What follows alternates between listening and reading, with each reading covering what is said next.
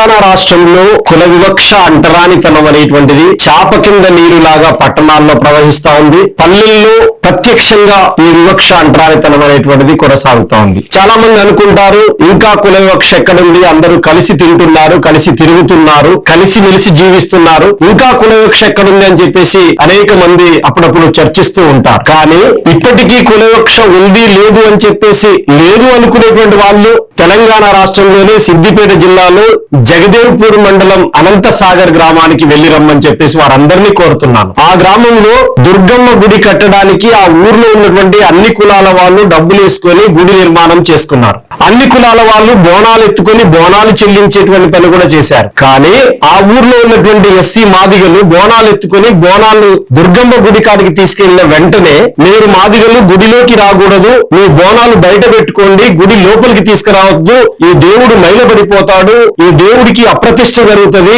కాబట్టి అవసరమైతే మీ మాదిగల్ని మేము దూరం చేసుకోం, మీకు కూడా వేరే గుడి కట్టిస్తామనేటువంటి పద్ధతులలో వాళ్ళు బోనాలు ఎత్తుకొచ్చినటువంటి మహిళల్ని గెంటేసినటువంటి పరిస్థితి ఉంది. అంటే మనం ఆలోచించాలి ఇంకా కులవివక్ష ఎక్కడుంది అని చెప్పేసి. దేవుడు మనుషులందరినీ పుట్టించాడు అని అనుకున్న తర్వాత ఆ దేవుడు గుడి దగ్గరికి వెళ్ళినప్పుడు అడ్డగించేటువంటి వారిని ఏమనాలి? ఈ రోజు కులవివక్ష అంటరానితనం లేదు. మనమందరం ఇటీవల హిందూ సమ్మేళనాల పేరిట RSS నిర్వహించింది. వారు కరపత్రం వేశారు, దాంట్లో గడప లోపల కులం ఉండాలట, గడప దాటితే హిందువులం ప్రియ బంధువులం అని చెప్పేసి చెప్పారు. మరి ఈ రోజు బోనం ఎత్తుకొని పోయినటువంటి ఎస్సీ మాదిగలైనటువంటి వాళ్ళు హిందువులే, ఆ బోనాల నుంచి బయటికి గెంటేసినటువంటి వాళ్ళు కూడా హిందువులే. RSS అగ్రకుల ఆధిపత్య శక్తుల తరపున నిలబడతారా, హిందూ సమ్మేళనాలు నిర్వహించినటువంటి నిర్వాహకులుగా ఉన్నటువంటి వాళ్ళు అగ్రకుల ఆధిపత్య శక్తుల పక్కన నిలబడతారా, అవమానాలు చీత్కారాలకి గెంటివేతలకు గురైనటువంటి వాళ్ళ పక్కన నిలబడతారా తేల్చుకోవాలని చెప్పేసి నేను అడుగుతున్నాను. ఈ రాష్ట్రంలో నిరంతరాయంగా కొనసాగుతున్నటువంటి కులవివక్ష అంటరానితనాన్ని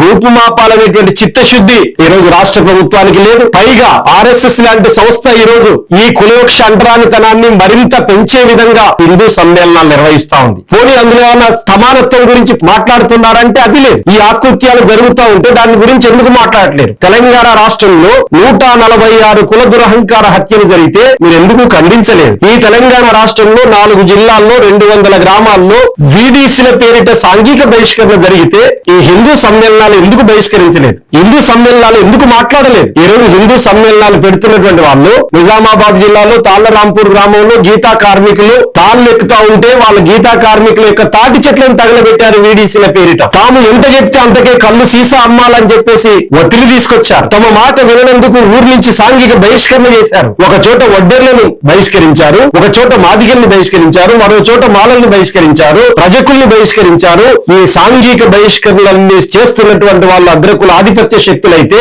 సాంఘిక బహిష్కరణకు గురవుతున్నటువంటి వాళ్ళందరూ అట్టడుగు తరగతులకు సంబంధించినటువంటి వాళ్ళు ఉన్నారు. మరి ముఖ్యమంత్రి ఎందుకు స్పందించట్లేదు? రాష్ట్ర ప్రభుత్వం ఎందుకు స్పందించట్లేదు? తాళ్లరాంపూర్ ఘటన జరిగినప్పుడు PCC చీఫ్ గా ఉన్నటువంటి మహేష్ కుమార్ గౌడ్ గారిని కలిసాం మేమందరం. కానీ ఇప్పటి వరకు ఏ రకమైనటువంటి చర్యలు తీసుకునే పరిస్థితి ఉంది. ఈ VDCలను సపోర్ట్ చేసేటువంటి శక్తులు కూడా ఈ రోజు RSS BJP శక్తులుగా ఉన్నాయనేటువంటి చూడాలి. దేవదాసి వ్యవస్థ కొనసాగుతోంది, జోగిని వ్యవస్థ కొనసాగుతోంది. ఇప్పటికీ కూడా సాంఘిక బహిష్కరణలే కాదు, కుల దురహంకార హత్యలే కాదు, దాడులు దౌర్జన్యాలు అత్యంత కిరాతకంగా క్రూరంగా కొనసాగుతున్నప్పటికీ కూడా వాళ్ళ కీలకమైనటువంటి చట్టాలు ఉన్నప్పటికీ ఆ చట్టాలు నీరుగార్చబడుతున్నాయి. ఉదాహరణకి SC ST అత్యాచార నిరోధక చట్టం ఉంది.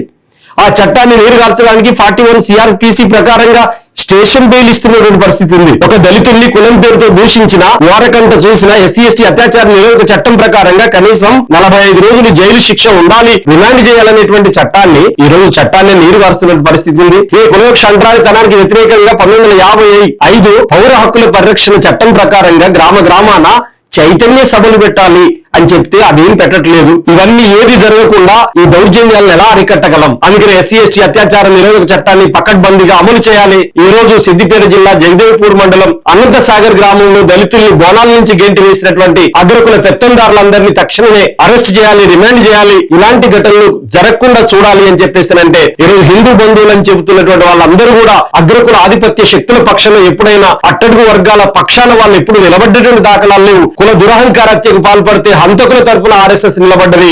బాధితుల తరపున కేవీపీఎస్, కమ్యూనిస్ట్ పార్టీలు, సామాజిక సంఘాలు, అంబేద్కర్ సంఘాలు అనేకం నిలబడ్డటువంటి పరిస్థితి ఉంది. అందుకనే ఆర్ఎస్ఎస్, బీజేపీ ఎవరి పక్షమో ఈ సందర్భంగా అందరికీ అర్థం కావాల్సిన అవసరం ఉంది. అది ఎప్పటికి కూడా అగ్రకుల శక్తులకి కొమ్ము కాసేటువంటి సంస్థలుగా ఉంటాయి. అందులో ఉన్నటువంటి దళితులు, బలహీన వర్గాల వాళ్ళు ఆలోచించుకోవాలి. విషసర్పం లాంటి ఆర్ఎస్ఎస్ ఎంతకాలానికైనా అగ్రకుల పెత్తందారుల కొమ్ము కాసేది, కుల వ్యవస్థను బలపరిచేదిగా ఉంటే తప్ప కుల వ్యవస్థకు వ్యతిరేకంగా నిలబడేటువంటిది కాదు అనేటువంటిది మనం అర్థం చేసుకోవాలని చెప్పి విజ్ఞప్తి చేస్తున్నాను.